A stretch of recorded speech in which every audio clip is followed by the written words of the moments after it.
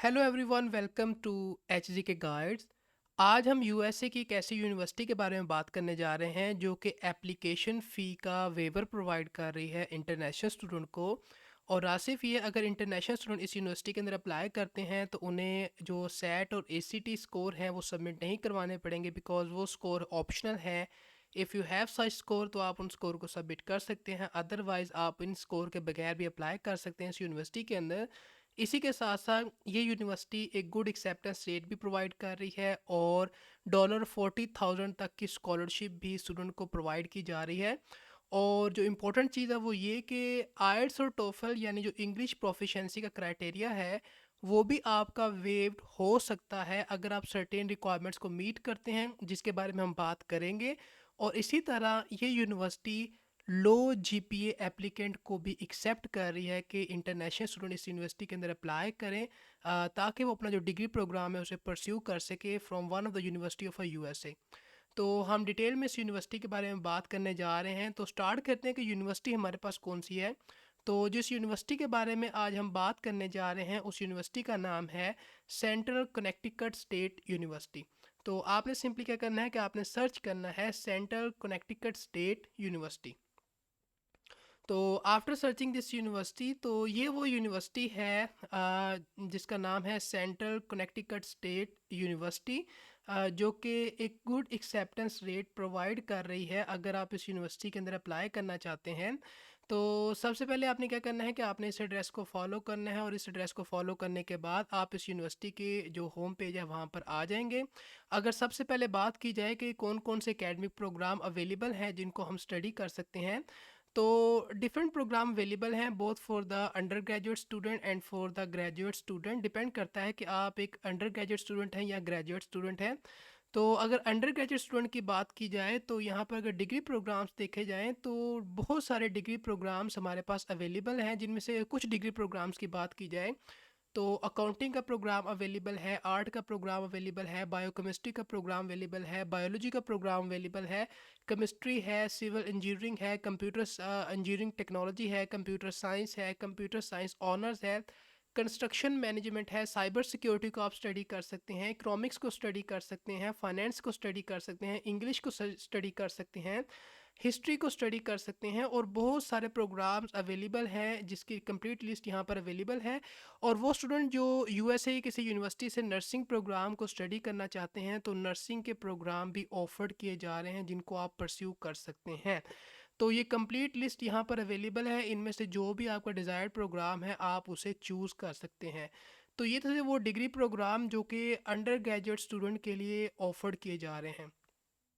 Now talking about the graduate student, के जो graduate student हैं उनके लिए कौन से प्रोग्राम अवेलेबल हैं, तो मास्टर्स डिग्री प्रोग्राम भी अवेलेबल हैं और डॉक्टोरल डिग्री प्रोग्राम भी अवेलेबल हैं। यानी वो स्टूडेंट जो मास्टर्स के लिए अप्लाई करना चाहते हैं उनके लिए प्रोग्राम भी अवेलेबल हैं, और वो स्टूडेंट जो किसी डॉक्टोरल डिग्री प्रोग्राम यानी पीएचडी डिग्री प्रोग्राम में अप्लाई करना चाहते हैं तो उनके लिए प्रोग्राम्स भी अवेलेबल हैं।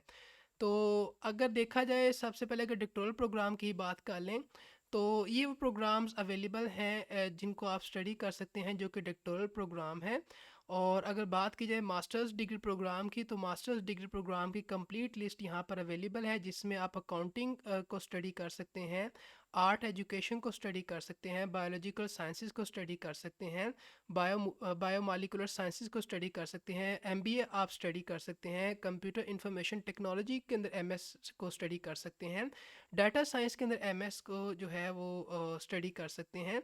और इसी तरह बहुत सारे प्रोग्राम्स यहाँ पर अवेलेबल हैं जिसकी कंप्लीट लिस्ट यहाँ से देख सकते हैं, और आप एमएस इन सॉफ्टवेयर इंजीनियरिंग भी परस्यू कर सकते हैं अगर आप आईटी के स्टूडेंट हैं। तो डिपेंडिंग अपॉन कि आप किस फील्ड ऑफ एरिया से बिलोंग करते हैं जो कि आपका स्टडी एरिया होगा, तो उसके मुताबिक आपका जो भी डिज़ायर्ड प्रोग्राम है आप उसको चूज़ कर सकते हैं। अगर आप उस प्रोग्राम में इंटरेस्टेड हैं तो आप डेफिनेटली अप्लाई कर सकते हैं, और मेक श्योर करना है कि आप उस प्रोग्राम की रिक्वायरमेंट्स को ज़रूर मीट कर रहे हो, क्योंकि ये एक बेसिक जो है वो स्टेप होता है कि आपने जिस भी प्रोग्राम को चूज़ करना है, जिस भी कंट्री के अंदर आप किसी भी यूनिवर्सिटी के लिए अप्लाई करने जा रहे हैं, तो सबसे पहले मेक श्योर किया करें कि क्या वो प्रोग्राम अवेलेबल है, और इनकेस अगर वो प्रोग्राम अवेलेबल है तो देन क्या आप उसकी क्राइटेरिया को मीट कर रहे हैं, इन चीज़ों को ज़रूर देखा करें।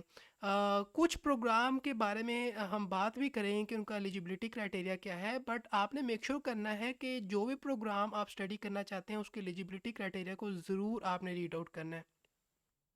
अब बात की जाए कि अगर हम इस यूनिवर्सिटी के अंदर अप्लाई करना चाहते हैं as an undergraduate student, तो हमने किस तरह से अप्लाई करना है, और इस तरह अगर हम अप्लाई करना चाहते हैं एज अ ग्रेजुएट स्टूडेंट तो हम किस तरह से अप्लाई करेंगे। तो सबसे पहले हम एज एन जो अंडर ग्रेजुएट स्टूडेंट जो अप्लाई करना चाहते हैं उनकी बात कर लेते हैं।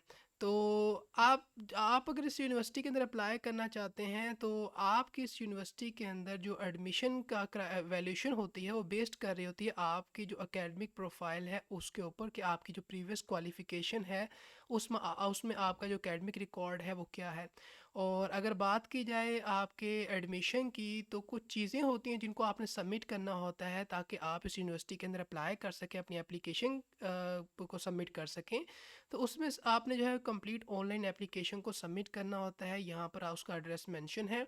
इसी तरह ये एप्लीकेशन फ़ी आपने पे करनी होती है, और मैंने स्टार्टिंग में कहा था कि आपकी जो एप्लीकेशन फ़ी है उसका वेवर भी यूनिवर्सिटी ऑफर कर रही है। तो इन केस अगर आप फ़ी वेवर के लिए एलिजिबल होंगे तो देन आपको ये जो फ़ी है वो पे नहीं करनी पड़ेगी, और आप फ़ी वेवर्स के थ्रू फ्रीली इस यूनिवर्सिटी के अंदर अप्लाई कर सकते हैं। आपने जो है पर्सनल जो अपना ऐसे है उसे सबमिट करना है, और इस तरह आपकी जो एकेडमिक जो क्रेडेंशियल्स हैं, यानी जो एकेडमिक ट्रांसक्रिप्ट है, आपका जो प्रीवियस क्वालिफ़िकेशन का रिज़ल्ट है या नेशनल एग्जामिनेशन का रिज़ल्ट है या ग्रेजुएशन सर्टिफिकेट हैं कुछ आपके पास, तो उनको आपने जो है वो सबमिट करना है। ये चीज़ें भी आपसे रिक्वायर्ड होंगी, और मेक श्योर करना है कि आपकी जो ट्रांसक्रिप्ट है उसकी एवेल्यूशन होनी चाहिए कि वो ट्रांसक्रिप्ट जो है वो इंटरनेशनली एक्सेप्टेबल हो, और उसकी एवेल्यूशन का होना ज़रूरी है। और इसी तरह आपसे जो है वो इंग्लिश लैंग्वेज की रिक्वायरमेंट यानी प्रोफिशेंसी के बारे में भी जो है कहा जा रहा है, और यानी आपने इस इंग्लिश लैंग्वेज प्रोफिशेंसी के जो टेस्ट स्कोर है उसको भी सबमिट करना है अपनी एप्लीकेशन के साथ, ताकि आप एडमिशन के लिए अप्लाई कर सकें। लेकिन यहाँ पर एक बात है कि वो एप्लीकेंट जिनकी जो नेटिव लैंग्वेज इंग्लिश नहीं है, उन्होंने क्या करना है कि इंग्लिश प्रोफिशेंसी का प्रूफ देना है इनमें से किसी भी एक मेथड को यूज़ करते हुए। आप टोफल को सबमिट कर सकते हैं जिसका मिनिमम रिक्वायरमेंट जो क्राइटेरिया है वो यहाँ पर मेंशन है। इसी तरह अगर आपके पास आइल्स है तो आप आइल्स को सबमिट कर सकते हैं जिसका मिनिमम क्राइटेरिया यहाँ पर मेंशन है। और ये भी एक टेस्ट स्कोर है, अगर आपके पास ये टेस्ट स्कोर है आइल्स और टोफल नहीं है तो आप इसका भी इस स्कोर को भी सबमिट कर सकते हैं, और मिनिमम जिसका क्राइटेरिया जो स्कोर है वो यहाँ पर मेंशन है। तो इनमें से कोई भी अगर टेस्ट स्कोर आपके पास है तो आप उसे सबमिट कर सकते हैं। इन केस अगर आपकी जो लैंग्वेज है, नेटिव लैंग्वेज जो है वो इंग्लिश नहीं है, तो देन आपको इस इन टेस्ट स्कोर के थ्रू प्रूफ देना पड़ेगा। और बात की जाए सेट एसीटी की, तो मैंने जैसे कहा था कि ये और टेस्ट स्कोर ऑप्शनल है, तो यहाँ पर क्लियरली मेंशन है कि जो सेट और एसीटी स्कोर्स हैं वो ऑप्शनल है। यानी इन केस अगर आपके पास है तो आप इन्हें सबमिट कर सकते हैं, और इन केस अगर आपके पास नहीं है तो आप उसके बगैर भी एडमिशन के लिए अप्लाई कर सकते हैं। लेटर ऑफ रिकमेंडेशन भी ऑप्शनल है, यानी आप इसको सबमिट कर सकते हैं, और अगर आपसे रिक्वायर्ड होगा तो देन आपको डेफिनेटली सबमिट करना पड़ेगा। अदरवाइज़ लेटर ऑफ रिकमेंडेशन जो है ऑप्शनल है, आप इसके बगैर भी अप्लाई कर सकते हैं। और ये कुछ एडिशनल डॉक्यूमेंट्स हैं जिनको आपको सबमिट करना होगा। तो ये वो चीज़ें हैं जो कि आपके एप्लीकेशन में होनी चाहिए जब आप एडमिशन के लिए अप्लाई कर रहे होंगे at Central Connecticut State University. और अगर बात की जाए कि कब आप अप्लाई कर सकते हैं, तो इंटरनेशनल स्टूडेंट जो हैं वो अप्लाई कर सकते हैं बाय अप्रैल 1 अगर वो फॉल सेमेस्टर के लिए अप्लाई करना चाहते हैं, और वो अप्लाई कर सकते हैं बाय नवंबर 1 अगर वो स्प्रिंग सेमेस्टर के लिए अप्लाई करना चाहते हैं। अब डिपेंड करता है कि आप स्प्रिंग सेमेस्टर के अंदर स्टडी करना चाहते हैं, उसके लिए अप्लाई करना चाहते हैं फॉल सेमेस्टर के लिए। तो जिस भी सेमेस्टर के लिए आप अप्लाई करना चाहते हैं तो डेडलाइन यहाँ पर मेंशन है, अकॉर्डिंग टू दैट डेडलाइन आपने एडमिशन के लिए अप्लाई करना है। अब बात करते हैं ग्रेजुएट स्टूडेंट की, तो वो इंटरनेशनल ग्रेजुएट स्टूडेंट जो इस यूनिवर्सिटी के अंदर अप्लाई करना चाहते हैं फॉर देयर एडमिशन, तो उनकी रिक्वायरमेंट क्या है। तो इंटरनेशनल जो ग्रेजुएट स्टूडेंट होता है उनकी भी जो एडमिशन की एवेल्यूशन होती है वो बेस्ड कर रही होती है उनका जो एकेडमिक रिकॉर्ड है, उनकी प्रीवियस क्वालिफ़िकेशन का उसके ऊपर। और अगर बात की जाए कि अगर आपने अप्लाई करना है तो आपकी जो एक कंप्लीट एप्लीकेशन है उसमें क्या चीज़ें होनी चाहिए, तो अगर आपने अप्लाई करना है तो आपने जो है वो कंप्लीट एक ऑनलाइन एप्लीकेशन को सबमिट करना है जिसका एड्रेस यहाँ पर मेंशन है, और आपने जो है वो एप्लीकेशन फ़ी को जो है सबमिट करना है, और आपकी एप्लीकेशन फ़ी जो है वो वेव्ड ऑफ भी हो सकती है अगर आप जो है फ़ी वेवर के क्राइटेरिया को मीट करते हैं, यानी अगर आप फ़ी वेवर के लिए एलिजिबल हुए तो आपको ये फ़ी पे नहीं करनी पड़ेगी और आप फ्रीली इस यूनिवर्सिटी के अंदर एडमिशन के लिए अप्लाई कर सकते हैं। और यहाँ पर क्लियरली मेंशन है कि आपने प्रोग्राम स्पेसिफिक जो एप्लीकेशन रिक्वायरमेंट्स है उनको ज़रूर जो है वो चेकआउट करना है। तो इसके बारे में अभी हम बात करेंगे। तो इसी तरह वो स्टूडेंट जो जिनकी नेटिव लैंग्वेज इंग्लिश नहीं है, उन्होंने क्या करना है कि इंग्लिश लैंग्वेज प्रोफिशिएंसी की जो रिक्वायरमेंट है उसको उन्हें मीट करना पड़ेगा। और अनलेस के जो वेव्ड बाय यूनिवर्सिटी, यानी अगर तो यूनिवर्सिटी की तरफ से वो वेव्ड हो गई है, यानी अगर आप ये डिमॉन्स्ट्रेट करते हैं कि आपकी इंग्लिश प्रोफिशिएंसी अच्छी है लेकिन आपके पास टेस्ट स्कोर नहीं है, तो यूनिवर्सिटी पे डिपेंड करता है क्या वो इस रिक्वायरमेंट को वेव्ड करेगी या नहीं। और इन केस अगर वो नहीं करेगी तो देन आपको इंग्लिश लैंग्वेज प्रोफिशिएंसी की रिक्वायरमेंट को मीट करना पड़ेगा by submitting the acceptable means of test score जो कि आपसे रिक्वायर्ड होंगे। और यहाँ ये जो कंट्रीज़ हैं, यहाँ पर जो अगर आप इन इन कंट्रीज से बिलोंग करते हैं तो आपकी जो इंग्लिश लैंग्वेज की रिक्वायरमेंट है वो आप उन्हें मीट कर लेंगे और आप जो है आपको इंग्लिश लैंग्वेज के जो प्रोफिशिएंसी है उसके लिए टेस्ट स्कोर सबमिट नहीं करना पड़ेगा इन केस अगर आप इन कंट्री में से अप्लाई करने जा रहे हैं इस यूनिवर्सिटी के अंदर। और इसी तरह अगर हम बात करें कि कौन से टेस्ट स्कोर रिक्वायर्ड हैं, यानी कौन से टेस्ट स्कोर एक्सेप्टेबल हैं इंग्लिश प्रोफिशिएंसी के लिए, तो आप टोफल को सबमिट कर सकते हैं जिसका मिनिमम क्राइटेरिया यहाँ पर मेंशन है। आप यहाँ से उसको रीड आउट कर सकते हैं डिपेंडिंग पोन कि टोफल आपके पास किस टाइप का है, इट्स इंटरनेट, कंप्यूटर और पेपर। तो मिनिमम जो स्कोर है वो यहाँ पर मेंशन है। और इसी तरह हमारे पास जो है, अगर आपके पास टोफल नहीं है, यानी अगर आपके पास आयल्स है, तो आयल्स का जो मिनिमम बैंड स्कोर है वो भी यहाँ पर मेंशन है जो आपके पास होना चाहिए ताकि आपको एडमिशन के लिए कंसीडर किया जा सके। और इसी तरह हमारे पास ये भी एक टेस्ट स्कोर है जिसका मिनिमम स्कोर यहाँ पर मेंशन है, यानी इतना स्कोर आपके पास इस टेस्ट स्कोर में होना चाहिए ताकि आप इंग्लिश प्रोफिशिएंसी के क्राइटेरिया को मीट कर सकें। और ये भी एक डॉक्यूमेंट है जिसको आपने सबमिट करना है। और अगर बात की जाए तो आपसे ऑफिशियल आपकी ट्रांसक्रिप्ट रिक्वायर्ड होगी और आपका जो एकेडमिक रिकॉर्ड होगा उसको आपने सबमिट करना है अपनी अंडर ग्रेजुएट या ग्रेजुएट स्टडीज़ का जो आपने प्रीवियस क्वालिफिकेशन अपनी ऑब्टेन की है उससे रिलेटेड चीज़ें हैं उनको आप सबमिट करेंगे। और आपके जो एकेडमिक रिकॉर्ड्स हैं उनकी आपके पास ओरिजिनल ट्रांसलेशन होनी चाहिए। और मेक श्योर करना है कि जो आपकी जो ट्रांसलेशन है वो इंग्लिश लैंग्वेज में होनी चाहिए। और इनकेस अगर आपके डॉक्यूमेंट्स इंग्लिश में नहीं है तो ओनली दैट कंडीशन ये आपने ट्रांसलेशन करवानी है। और इनकेस अगर आपके डॉक्यूमेंट इंग्लिश में हैं तो देन आप उन डॉक्यूमेंट्स को सबमिट कर सकते हैं, उनकी ऑफिशियलाइज जो नोटराइज कॉपी हैं उनको। और अगर बात की जाए डेडलाइन की, यानी एडमिशन के लिए आप कब अप्लाई कर सकते हैं, तो जो इंटरनेशनल स्टूडेंट हैं वो अप्लाई कर सकते हैं by May 1 for the fall semester अगर आप फॉल सेमेस्टर के लिए अप्लाई करना चाहते हैं। और आप अप्लाई कर सकते हैं बाय नवंबर 1 अगर आप स्प्रिंग सेमेस्टर के लिए अप्लाई करना चाहते हैं। तो ये था हमारे पास कि अगर आप एक ग्रेजुएट स्टूडेंट हैं और अप्लाई करना चाहते हैं यूएसए की यूनिवर्सिटी के अंदर, तो आपने क्या चीज़ें जो है आपसे रिक्वायर्ड होंगी इस यूनिवर्सिटी के एप्लीकेशन फॉर्म के अंदर। लेकिन यहाँ पर हमने बात की थी कि आपने प्रोग्राम स्पेसिफिक एप्लीकेशन रिक्वायरमेंट्स को भी देखना है, तो ये एक इम्पोर्टेंट फैक्टर है। और यहाँ पर अगेन मैं एक बात कहना चाहता हूँ कि जिस भी प्रोग्राम को चूज़ आपने करना है, either you are applying for undergraduate programme और फॉर अ ग्रेजुएट प्रोग्राम, आपने उस प्रोग्राम की एप्लीकेशन रिक्वायरमेंट को ज़रूर चेकआउट करना है। यानी हर एक प्रोग्राम की एप्लीकेशन रिक्वायरमेंट वेरी कर सकती हैं कि वो क्या चीज़ें आपसे रिक्वायर्ड करते हैं, मिनिमम जीपीए कितना एक्सेप्ट करते हैं वो। तो ऐसा नहीं करना है किसी एक प्रोग्राम की रिक्वायरमेंट की बेसिस पे आप बाकी प्रोग्राम के अंदर अप्लाई कर दें। हर एक प्रोग्राम की जो एप्लीकेशन रिक्वायरमेंट है वो वेरी कर सकती हैं। तो जिस भी प्रोग्राम में आप इंटरेस्टेड हैं उन उन प्रोग्राम की आपने एप्लीकेशन रिक्वायरमेंट को ज़रूर चेकआउट करना है। अगर कुछ प्रोग्राम की एप्लीकेशन रिक्वायरमेंट की अगर हम बात की जाए, तो मैकेनिकल इंजीनियरिंग की अगर बात की जाए, वो स्टूडेंट जो मास्टर्स करना चाहते हैं इन मैकेनिकल इंजीनियरिंग, तो ये वो चीज़ें हैं जो कि रिक्वायर्ड होंगी अगर आप अप्लाई करना चाहते हैं मैकेनिकल इंजीनियरिंग के अंदर एडमिशन के लिए।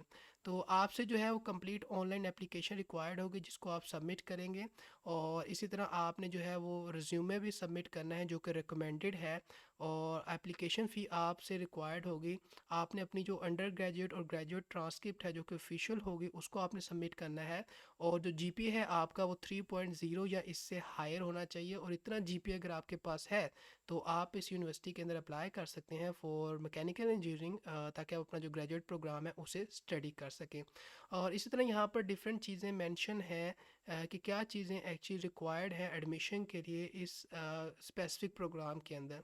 और इसी तरह अगर एक और प्रोग्राम की बात की जाए तो ये है हमारे पास बिजनेस एडमिनिस्ट्रेशन यानी एमबीए।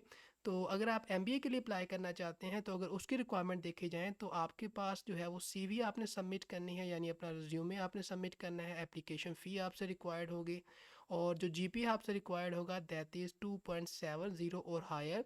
यानी अगर आपका 2.70 जीपीए भी है तो आप इस यूनिवर्सिटी के अंदर एडमिशन के लिए अप्लाई कर सकते हैं। और इसी तरह अगर बात की जाए तो जीआरई और जीमैट हैं वो आपसे रिक्वायर्ड नहीं होंगे अगर आपकी जो अंडर ग्रेजुएट जीपीए है वो 3.20 या इससे हायर है। और इसी तरह आपका जो बहुत सारी यहाँ पर कंडीशंस मेंशन है जी मैट और जी आर ई की। तो डिपेंडिंग पोन के आप किस कंडीशन में फॉल करते हैं, और देन अगर आप उस कंडीशन में फॉल करते हैं तो आपसे जो है वो जी आर ई और जी मैट या तो रिक्वायर्ड होगा या नहीं रिक्वायर्ड होगा। तो इन रिक्वायरमेंट्स को आपने ज़रूर चेकआउट करना है। तो आप क्लियरली देख सकते हैं कि अगर हम इस प्रोग्राम की रिक्वायरमेंट्स को देखें और अगर हम इस प्रोग्राम की रिक्वायरमेंट को देखें तो टोटली डिफरेंट रिक्वायरमेंट है।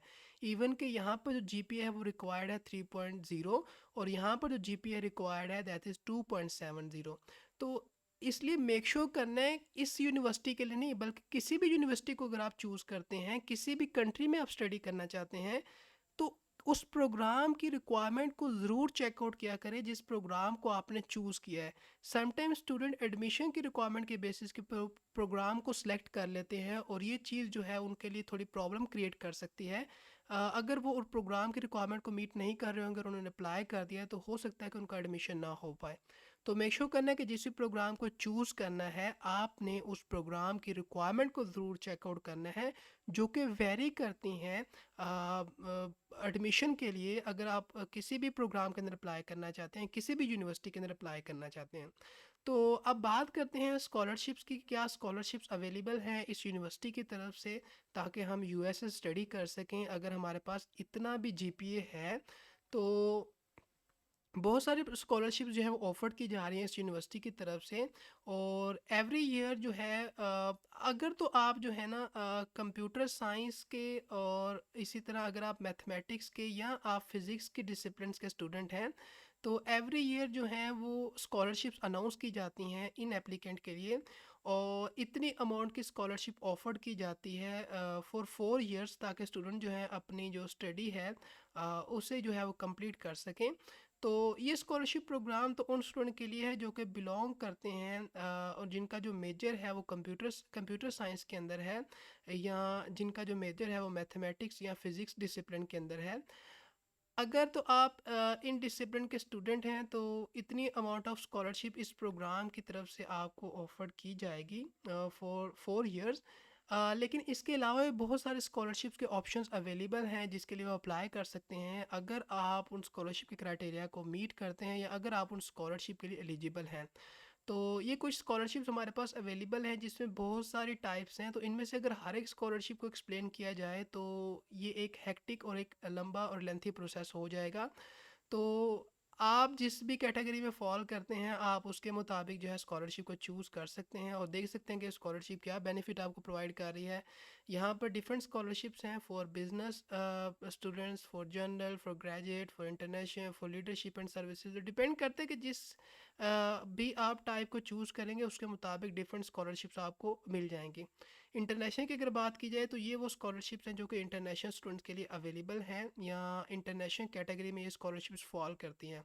तो इनमें से जिस भी स्कॉलरशिप के लिए आप इंटरेस्टेड हैं आप उसकी रिक्वायरमेंट को देख सकते हैं और अगर आप उस रिक्वायरमेंट को मीट करते हैं तो आप उस स्कॉलरशिप के लिए अप्लाई कर सकते हैं। इसी तरह कुछ यहाँ पर और स्कॉलरशिप भी प्रोवाइड की जाती हैं।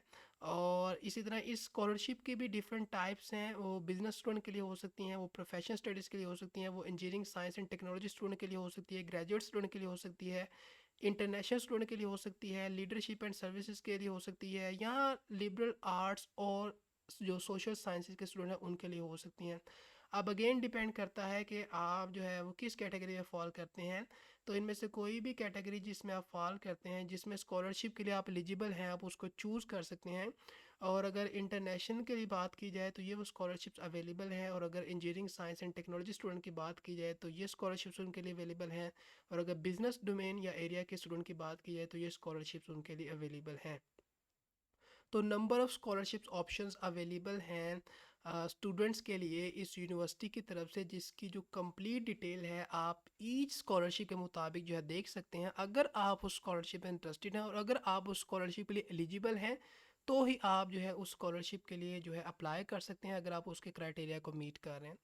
तो आई होप सो कि आज की जो अपॉर्चुनिटी थी भी आपको अच्छी लगी होगी कि किस तरह से आप यूएसए की एक जो हाई एक्सेप्टेंस रेट यूनिवर्सिटी है उससे स्टडी कर सकते हैं, जो कि गुड एक्सेप्टेंस रेट प्रोवाइड कर रही है इंटरनेशनल स्टूडेंट को। और इसी के साथ साथ स्टूडेंट जो है उनको फ़ी वेवर भी प्रोवाइड किया जा रहा है कि वो एप्लीकेशन फ़ी के बगैर भी इस यूनिवर्सिटी के अंदर एडमिशन के लिए अप्लाई कर सकते हैं, अगर वो एलिजिबल हैं फ़ी वेवर के लिए। और आयल्स और टोफल यानी इंग्लिश प्रोफिशेंसी जो टेस्ट स्कोर है वो भी उनका जो है वेवर्ड ऑफ हो सकता है अगर वो सर्टेन क्राइटेरिया को मीट करते हैं।